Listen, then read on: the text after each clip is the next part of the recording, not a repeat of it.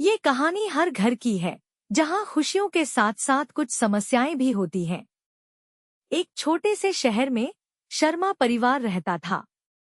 यह परिवार 4 सदस्यों का था। रमेश शर्मा, उनकी पत्नी सुनीता शर्मा और उनके 2 बच्चे सोनू और मोनू। रमेश एक सरकारी कर्मचारी थे और सुनीता एक गृहिणी। उनके बच्चे स्कूल में पढ़ते थे। परिवार का जीवन सामान्य रूप से चल रहा था, लेकिन समय समय पर कुछ छोटे-मोटे विवाद और समस्याएं भी आती रहती थी। सुबह सुबह घर में हलचल होती थी। सुनीता बच्चों को तैयार करती और रमेश को ऑफिस के लिए तैयार होने में मदद करती। नाश्ते के बाद रमेश अपने काम पर चले जाते और बच्चे स्कूल। सुनीता घर के कामकाज में व्यस्त हो जाती थी। कभी कभी रमेश को अपनी सैलरी कम लगती थी, क्योंकि परिवार की जरूरतें बढ़ रही थी।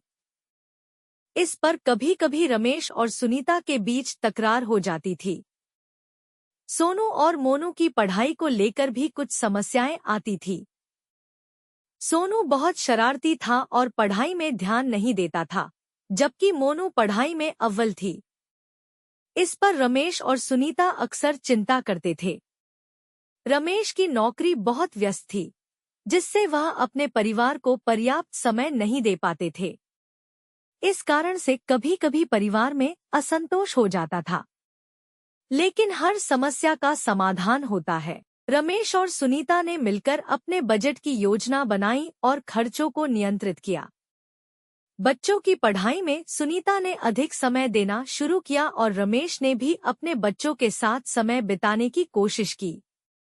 रमेश ने अपने काम और परिवार के बीच संतुलन बनाने का प्रयास किया। वे वीकेंड पर परिवार के साथ समय बिताने लगे और छोटी-छोटी खुशियों को संजोने लगे। परिवार में अब पहले से अधिक सामंजस्य था।